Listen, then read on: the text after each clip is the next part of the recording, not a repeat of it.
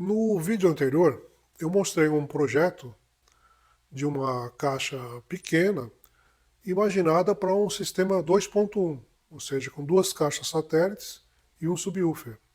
Apesar que aquela caixa pode ser usada também sem o subwoofer, ela até que dá um som razoável, e se a gente pensar no tamanho dela. Esse outro projeto que eu vou mostrar agora já foi mostrado aqui no canal, mas o que eu vou apresentar aqui agora é uma versão modificada, uma versão adaptada para um outro contexto, porque houve uma mudança no alto-falante. É uma outra caixa que pode ser usada separadamente num aparelho vintage, ou pode ser usada também como caixa satélite no sistema de home theater, ou pode ser usada também como satélite no sistema de som vintage com subwoofer. Reforçando, essa caixa que eu vou apresentar agora pode ser usada separadamente, como uma caixa full range normal, ou ela pode ser complementada por um subwoofer. É isso que eu vou mostrar aqui nesse vídeo. Todas as etapas, por que essa caixa foi projetada assim, quais foram os problemas que nós tivemos na construção, depois os testes e no final eu faço algumas considerações. Esse projeto tem algumas peculiaridades que, se não for explicado, pode parecer um tanto estranho. Primeira coisa, o formato dela. Por que ela tem um formato de torre? Bom, tem dois motivos. Um é porque eu queria um projeto que ocupasse pouco espaço na mesa. Então, o espaço que eu preciso dela para formar o volume necessário é para cima. Então, a ideia é ocupar pouco espaço na mesa para quem trabalha com um home studio, ou então para quem quer colocar essas caixas ao lado da televisão. Então, a ideia é ocupar pouco espaço. Outro fator que ela tem esse formato é porque a estrutura dela, a estrutura de madeira, foi herdada de um outro projeto que a gente fez, mas que acabou sobrando essas caixas, só que elas eram diferentes, elas eram quadradas. Então, para esse outro projeto foram feitas 4 caixas quadradas. Então, cada uma dessas caixas quadradas foi cortada ao meio e formou essas duas torrinhas. Então, nós herdamos do outro projeto 8 caixas dessas, são 4 pares. Então, 3 pares foram feitos de acordo com o projeto que já foi publicado, e agora tem esse projeto mais novo, que tem outras características, conforme eu vou explicar a seguir. Agora, por que eu optei por usar 2 falantes de 5 polegadas, ao invés de usar um falante maior?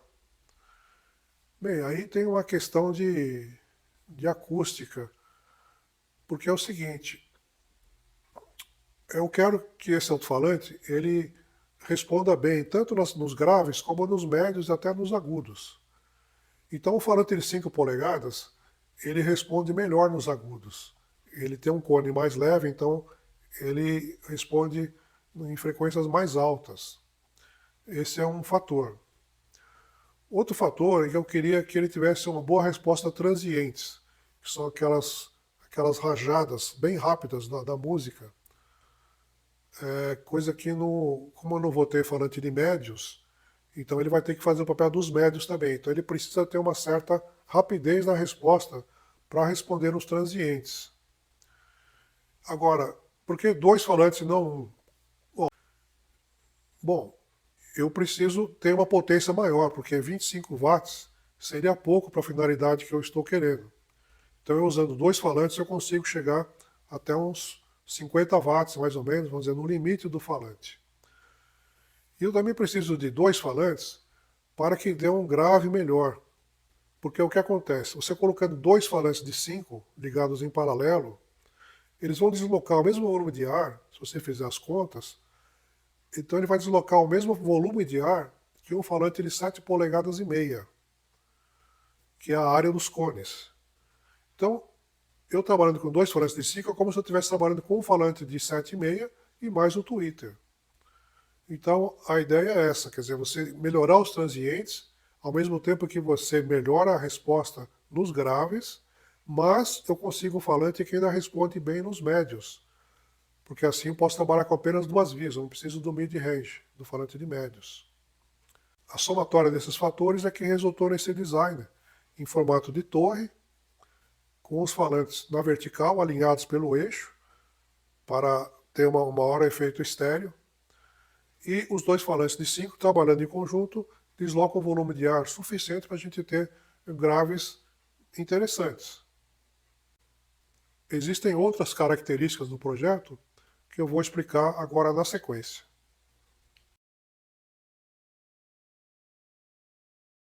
Por que que eu digo que esse projeto é uma versão 2 do projeto anterior? Esse aqui é o projeto que eu já tinha publicado aqui no canal. E esse aqui é o projeto novo, a nova versão.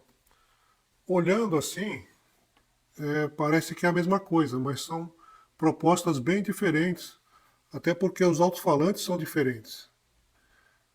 Essa primeira versão foi feita com um alto-falante do Mercado Livre, que é de 5 polegadas, e em tese ele tem 15 watts RMS. A versão nova, mesmo fabricante, muito parecido, só que ele tem 25 watts RMS, tem um imã bem maior e um cone mais pesado. Consequentemente, a frequência de ressonância dele é bem diferente desse.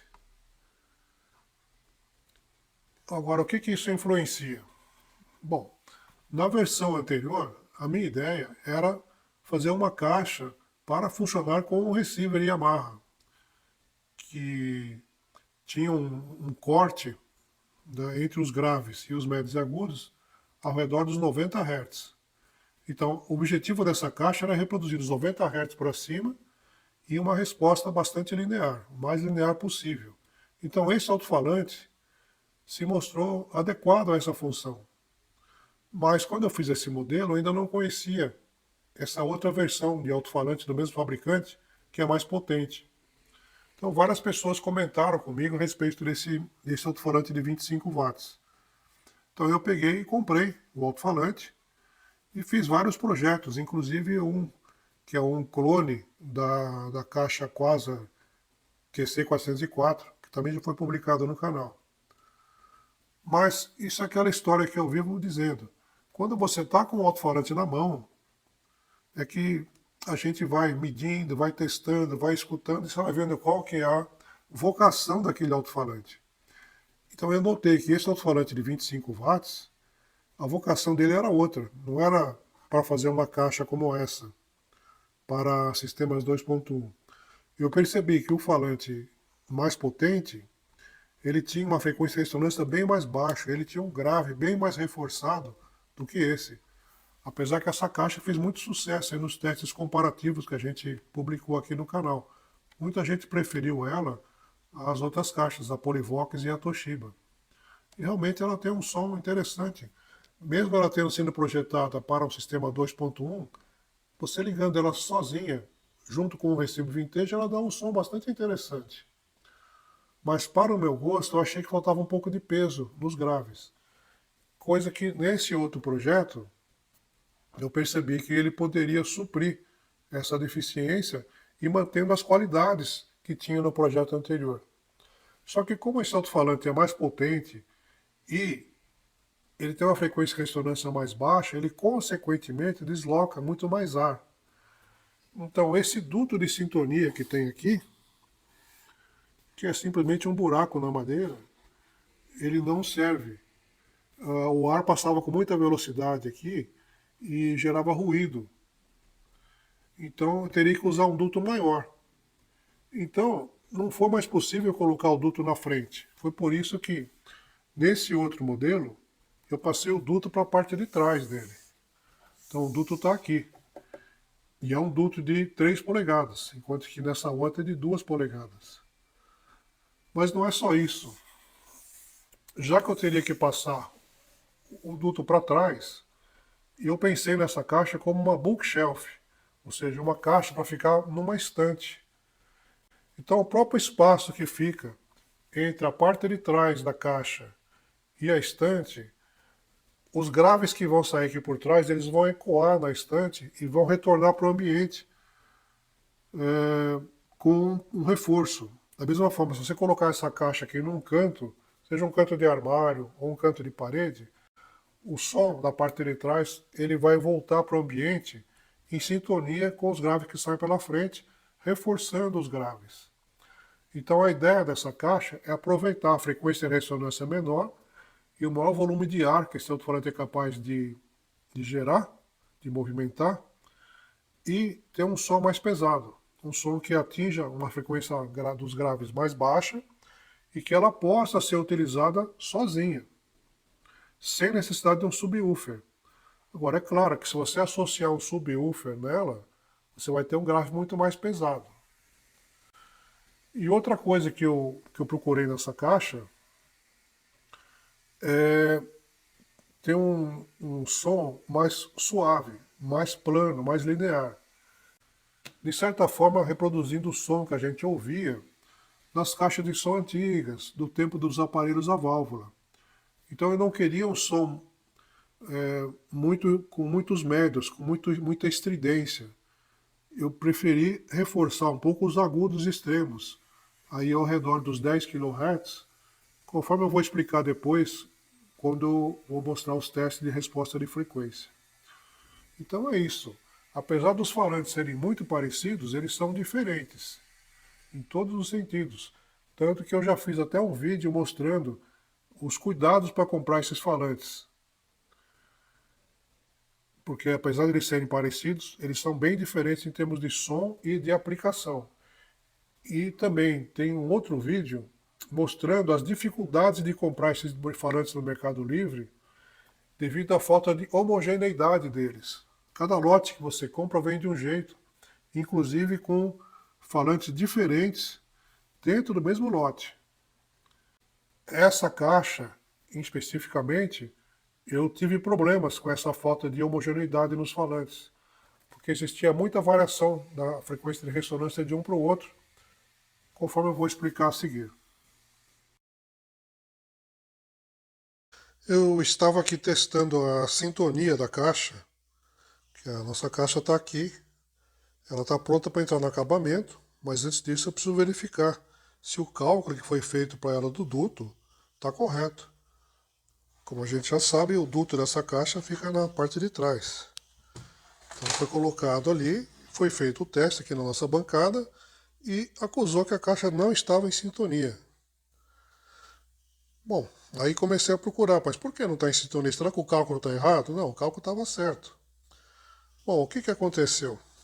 Esses são os falantes que a gente vai usar na caixa. Então eu tinha comprado 4 falantes, mas eu tinha mais 2 aqui que estavam em uma outra caixa. Então o que aconteceu? Dos falantes novos eu peguei um deles, que é esse aqui, e testei. Então ele acusou uma frequência de ressonância de 92 Hz. Então eu calculei a sintonia da caixa e montei os falantes lá e testei. Não deu sintonia. Por quê? Porque por azar eu peguei. Como a caixa trabalha com 2 falantes, eu peguei esse de 92 Hz e esse de 109 Hz. Mas eu fiz o cálculo com 92. Então, quando juntava os dois aqui, não dava sintonia na caixa. Eu falei, nossa, mas a diferença é muito grande. Aí eu fui testar os outros dois, que eu tinha comprado no mesmo lote. Esse aqui deu 107 Hz, 92 Hz, e depois eu fui pegar os outros que eu tinha aqui, um com 95 e outro com 102. Então, desse jeito, realmente a sintonia da caixa não ia funcionar. Então, o que eu vou fazer aqui? Eu vou selecionar 2 falantes que são o mais parecidos possíveis, que no caso vai ser esses dois. Então, os dois têm frequência de 92 Hz. Vou ver se dá a sintonia direitinho. E depois eu vou colocar na outra caixa esse que tem 109 e o outro tem 107. E vou fazer uma pequena mudança no duto para acomodar essa diferença de frequência de ressonância. E na outra caixa, que ela é selada, eu vou colocar os outros dois, então, um com 95 Hz e o outro com 102. No caso da caixa selada, isso não faz muita diferença, não vai afetar em nada, até porque é uma caixa de home theater e o corte do woofer está em 150 Hz, então não vai fazer diferença. Então, o que eu vou fazer agora? Eu vou montar os dois falantes com 92 Hz na caixa e ver se deu a sintonia. Depois que eu percebi o problema, eu fui procurar em outra caixa que a gente tinha aqui e descobri que os falantes dela eram de 95 Hz. Então eu substituí por esses dois que eu não vou usar nesse projeto e passei para outra caixa. Então aqui ficou um conjunto com 92 Hz e outro com 95 Hz.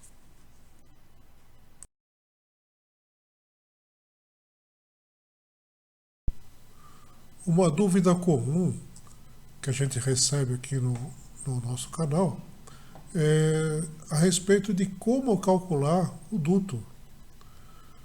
Então, existem muitas maneiras, mas é mais conveniente você usar uma calculadora online, como essa que eu estou mostrando aqui na tela, e que eu vou deixar o link ao lado.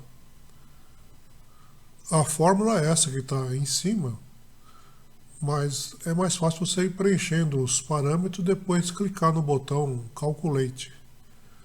No caso aqui, o diâmetro do pórtico é 7,8 centímetros. O número de pórticos é 1.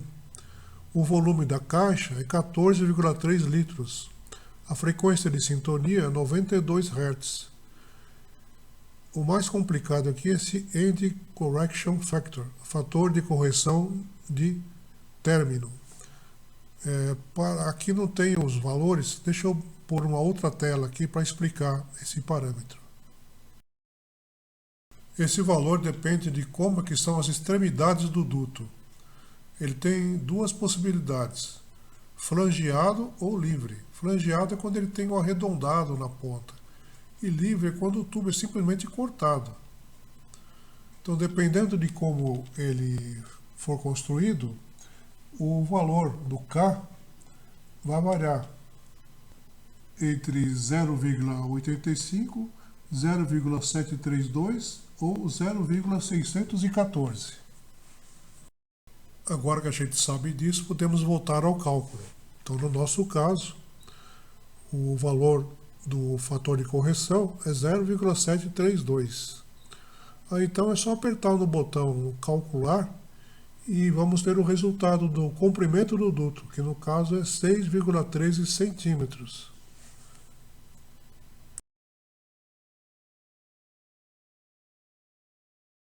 Eu montei a caixa aqui provisoriamente para poder fazer os testes. O que teste que eu preciso fazer? De sintonia da caixa, quer dizer, se o duto ficou bom.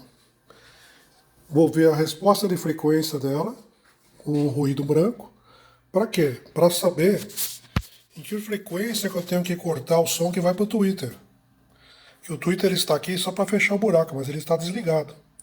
Eu ainda preciso saber até que frequência que os falantes principais chegam, para depois colocar o Twitter para complementar. E outra coisa, o duto calculado foi esse aqui. Esse é o duto do jeito que ele vem. Ele é mais comprido. Mas no cálculo deu esse duto aqui. Então eu já não cortei esse aqui porque eu já sei por experiência que nem sempre o cálculo dá certo. Bom, e como é que eu vou saber se o cálculo está certo? Então nós vamos usar o mesmo sistema de medição de frequência de ressonância que eu costumo utilizar. Eu vou deixar o esquema aí na tela, mas basicamente é o seguinte, nós temos ali nosso oscilador de áudio, e vou gerar sinais nele entre 40 Hz até 150 Hz mais ou menos, acho que é suficiente. Eu tenho ligado aqui em paralelo com a caixa, eu tenho o nosso milivoltímetro. Então o que eu vou fazer? Eu vou pegar o sinal do oscilador, vou jogar aqui no nosso receiver, do receiver está vindo aqui para a caixa, é esse fio que chega aqui. Aqui o som vai passar por um resistor de 120 ohms e vai entrar na caixa. E o milivoltímetro de áudio está ligado aqui, em paralelo com a caixa. Então eu vou primeiro testar com o duto que eu calculei. Eu vou colocar ele aqui. Ok? Por enquanto eu não vou colar, vou deixar assim só para ver a sintonia. Então o que tem que acontecer? Quando o falante está ao ar livre, ele vai dar um pico de impedância aqui. Agora, quando ele está na caixa e a caixa está sintonizada, vai dar 2 picos de impedância aqui. Então eu vou começar a gerar o sinal e vamos ver o que acontece. Tem um pico aí e outro pico aqui. Então, olha lá, vamos ver o primeiro pico. Ó, tem um pico aqui por volta dos 80 Hz e um segundo pico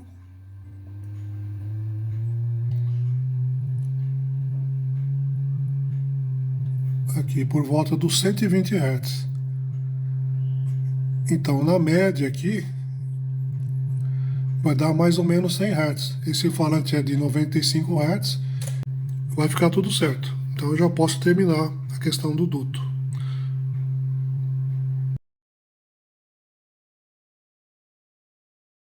Agora eu vou ver a resposta de frequência. Então, só para lembrar, o Twitter está desligado. Eu quero saber até que frequência que os falantes principais chegam para poder fazer o corte para o Twitter. Então eu vou jogar ali um ruído branco.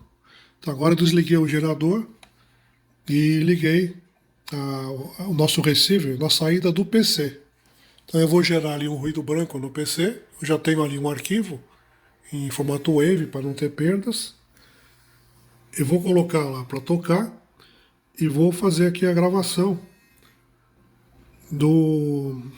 da resposta.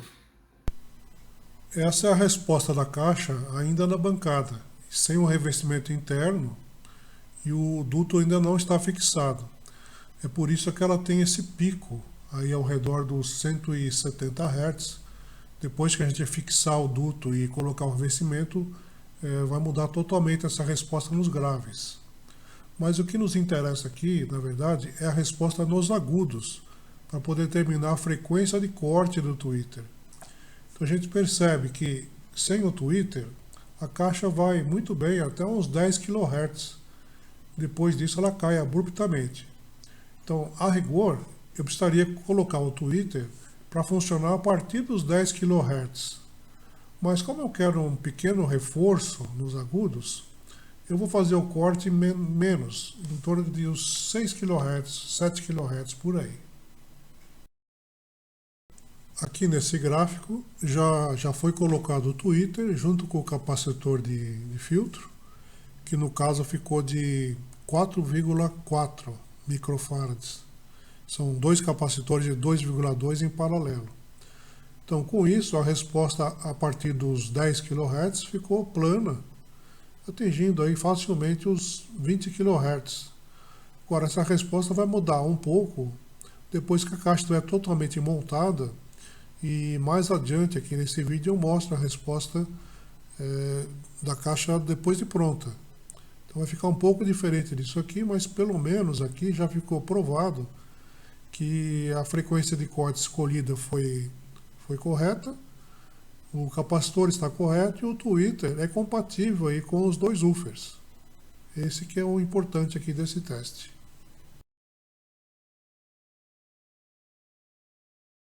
Finalmente, consegui reunir tudo o que é necessário para fazer a caixa. Então ali estão as duas estruturas. Aqui em cima são as etiquetas que vão ser coladas nas telas da frente, no painel frontal e na parte de trás. Então, aqui está especificando quem fabricou, quais são os alto-falantes, impedância, potência, essas coisas. Aqui estão as duas telinhas, os dois dutos, que nesse projeto vão ficar na parte de trás da caixa. Então os dutos já estão aqui. Os parafusos, os dois terminais, que vão ficar na parte de trás também. Aqui estão os tweeters. Os tweeters são antigos. Eu tinha as estruturas aqui e o nosso colega lá que restaura trocou todo o reparo deles, ficaram ótimos os tweeters. E eu gostei do som dele, que casou bem com os alto-falantes principais. Aqui está a fiação. Isso aqui são os feltros que vão assim na parte de baixo para não estragar a caixa quando ela é posicionada em cima da mesa. Aqui estão os quatro alto-falantes.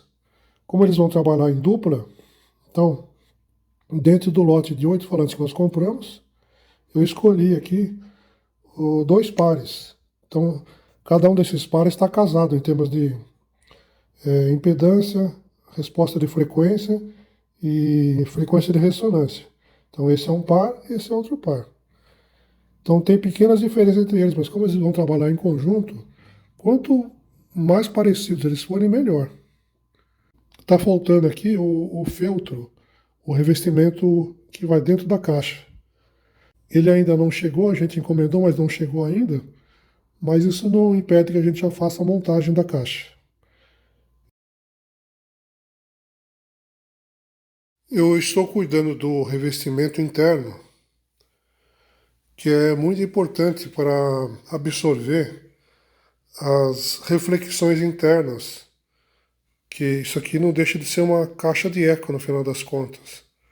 O som que é produzido no falante fica reverberando, fica ecoando por todos os lados dentro da caixa. E isso vem para a gente, para os nossos ouvidos, como distorção. E também existe um cancelamento dos graves. Então é importante fazer o revestimento interno, nem que seja uma coisa simples, como essa que eu vou mostrar. Nesse projeto, nós estamos usando esse material aqui. Ó. É um feltro de 6 milímetros. Esse material é usado para colocar por baixo dos carpetes, para, principalmente no caso de apartamentos, para que a pessoa andando em cima do carpete não passe ruído para o andar de baixo. Então é um feltro que é usado justamente para absorver sons e impactos. É um material barato, mas que em casos como esse, que eu não preciso de muito amortecimento, ele dá conta perfeitamente do recado. Então o que está acontecendo aqui? Essa caixa aqui já foi feito, já foi colocado o revestimento. O revestimento foi colado. Essa aqui ainda está na madeira. Então, um teste simples que a gente pode fazer para verificar se o amortecimento está bom é de você instalar os dedos. Então você instala o dedo dentro da caixa e vê o som, olha. Agora vamos ver na caixa que está com o revestimento. Ó, de novo. Caixa sem revestimento. Caixa com revestimento. Então você vê que a diferença é bem grande. Agora, como é que eu sei que essa caixa precisa de pouco revestimento? Porque eu já testei. Então, eu montei os alto-falantes provisoriamente, com o duto atrás, e verifiquei a sintonia da caixa. E vi que ficou de acordo com os cálculos. Então eu já sei, sim, por experiência, que essa caixa vai de pouco revestimento. Então eu optei, até por economia para diminuir os custos, por um material barato, como é o feltro. No caso, esse feltro aí ele tem por volta de 5 a 6 milímetros. Se você precisasse de mais revestimento, você poderia colocar várias camadas. 4 camadas, 5 camadas do mesmo material. Só que aí já não começa a não compensar o feltro, é melhor você comprar logo a lã de vidro. Eu estou agora fazendo a montagem dos alto-falantes. Então, eu já passei a fiação, já fiz as soldas. Agora, eu vou fixar. Naturalmente, sempre passando a massa de vedação, que é essa massa aqui que eu estou usando. Massa para calafetar. Então, o falante vai ser preso ali.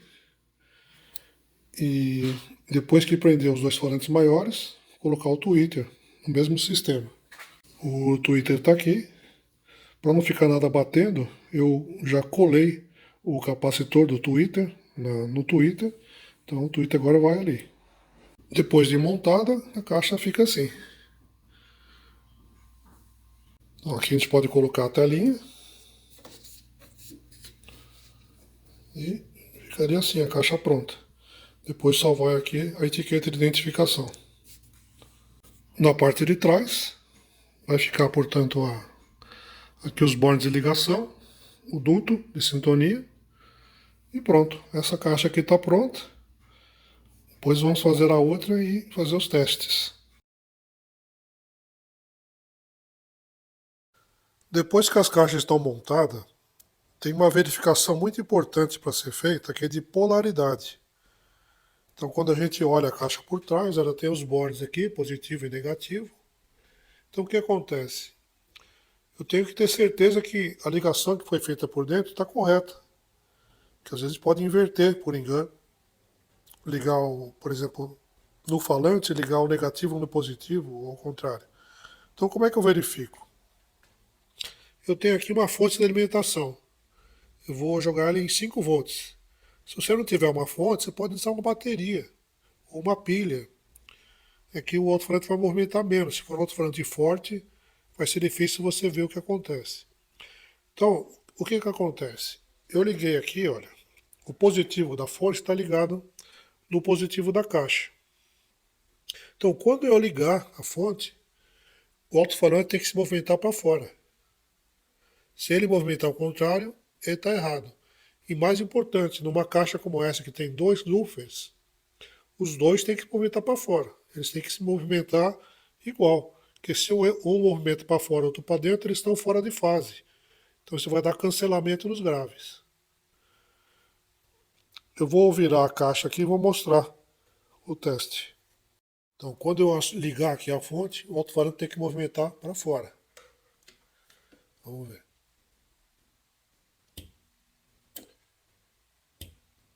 Esse está certo. Vamos ver o de cima agora.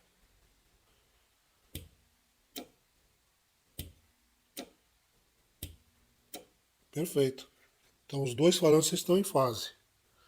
Fazer o mesmo teste agora na outra caixa e daí podemos dar a montagem por terminada, que ficou tudo correto. Eu estou com tudo preparado para começar a fazer as telas de proteção. Então já tem a estrutura de madeira. Aqui está o tecido que vai ser colocado e as ferramentas, tesoura, alicate e o grampeador. Então a gente vai começar assim pela borda. A gente sempre faz primeiro os meios, depois vem fazendo os cantos. Tem colegas que preferem fazer os cantos primeiro, mas eu acho que fica mais fácil e fica o melhor resultado fazendo desse jeito. Primeiro a gente acerta os meios, deixa o tecido bem esticado, depois vai fazendo os cantinhos. Vamos lá então, colocar o tecido. Chegou a hora de colocar as etiquetas. Então aqui na tela frontal vai ser uma coisinha discreta assim, só para marcar o nosso nome e para dizer onde é a parte de cima da caixa. Na parte de trás vai aqui essa etiquetinha, sua identificação e os dados técnicos da caixa. Então ela vai ficar aqui assim. Então eu vou fazer a colagem e depois mostro como ficou. As etiquetas foram coladas, as etiquetas da frente. Deixa eu virar a caixa agora para mostrar o verso. Esse é o verso. Então aqui estão as etiquetas que acabou de colar, que são os dutos e os bordes de ligação do som do amplificador. Essa é a aparelhagem que eu vou usar para fazer os testes, tanto de resposta de frequência, como depois o teste de audição com música. Então o que nós temos aqui é um receiver gradiente, modelo 1300, que tem 42 watts por canal em 4 ohms. Lembrando que essas caixas são de 4 ohms. Em 8 ohms, esse receiver dá, se eu não me engano, 32 watts por canal.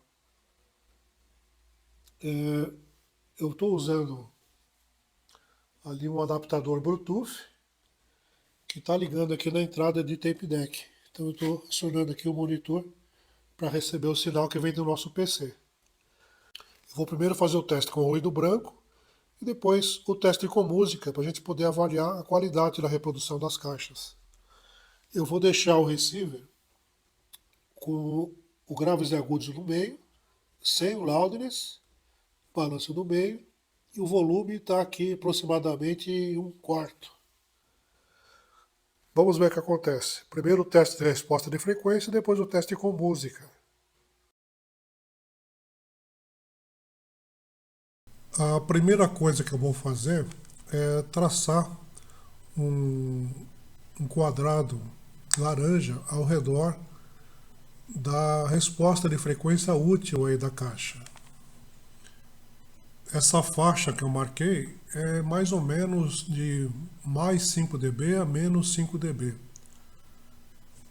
Vamos agora ver primeiro os graves. O que acontece nos graves, que são os sons aí abaixo dos 200 Hz. Ela tem um pico aí ao redor dos 120 Hz e depois ele cai lentamente até o limite inferior por volta aí dos 70 a 80 Hz. Vejamos agora os sons médios, mais ou menos aí entre 200 Hz a 5000 Hz. O que a gente nota é uma resposta relativamente plana, o que significa que essa caixa é bom para vocais, para instrumentos musicais. Ela pode servir inclusive para uma boa reprodução de música clássica. Vamos analisar agora os sons agudos, que são a partir de 5000 Hz até o limite da audição humana, em torno dos 20 kHz. O que eu noto aí é uma tendência de alta. Os agudos têm uma leve alta, coisa aí de 4 dB, 5 dB aproximadamente, até chegar nos 20 kHz. Então eu deixei assim de propósito, que é justamente para ter um pouco mais de brilho quando o ambiente for bem absorvente, por exemplo, numa sala de estar, com cortinas, tapete e poltronas almofadadas. Então, no cômputo geral, a resposta de frequência vai entre 70 Hz a 20.000 Hz, o que é bastante interessante para uma caixa tão pequena. Porém, se fosse para a gente ser um pouco desonesto, eu até poderia dizer que essa caixa responde a partir dos 50 Hz, como a maioria das bookshelves que tem por aí comerciais dizem responder. Mas não seria muito correto, porque apesar dela estar respondendo a partir dos 40 ou 50 Hz, o som já é bastante atenuado. Então eu não acho honesto dizer que ela responde a partir dos 50 Hz.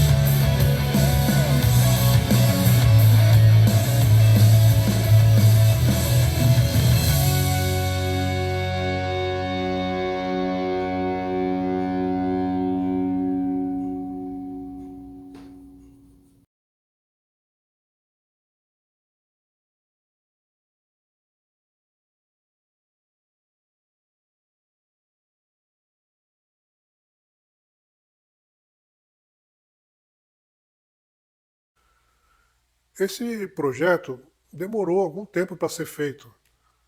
Eu acredito que deve ter demorado aí uns 2 anos. Entre os primeiros protótipos, os testes, acabamentos, porque são vários profissionais que trabalharam aí, alguns já não estão mais com a gente, então a gente foi dando sequência no projeto e foi acertando, melhorando e arrumando os detalhes até que chegamos nesse resultado que eu pessoalmente gostei. Eu gostei tanto da estética da caixa como do som. O som ficou do jeito que eu imaginava mesmo. Eu gostei da combinação dos falantes, achei que dá um som muito agradável. Agora, é uma caixa para um ambiente pequeno. Não é uma caixa para você animar um salão de festa, para você dar um baile. Não, ele não é feito para isso. Ele é feito para você usar em cima da mesa, ao lado da televisão, ou então numa sala pequena de um apartamento, vamos dizer aí com em torno de 8 a 10 metros quadrados, alguma coisa assim. Onde você tem um sofá, você tem, por exemplo, uma TV, um receiver embaixo e as caixas ao lado. Então, nessas condições, ela vai dar um som gostoso, um som agradável de ser escutado.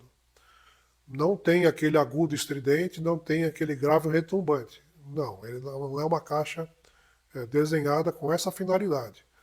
É um som para você escutar ao longo de horas, se for preciso, sem cansaço, sem estresse auditivo. Agora, eu fiz questão de mostrar vários detalhes aí do projeto e da construção e dos testes para deixar registrado aí como é que se faz, como é que eu faço e deixando aí dicas para quem quer fazer suas próprias caixas e aproveitando aí um pouco da experiência que a gente foi acumulando aí ao longo do tempo. É claro que muita coisa que foi dito é coisa subjetiva, é coisa que eu faço assim ou porque eu gosto assim. Existem outras formas de fazer, outros colegas podem fazer de outras maneiras bem diferentes.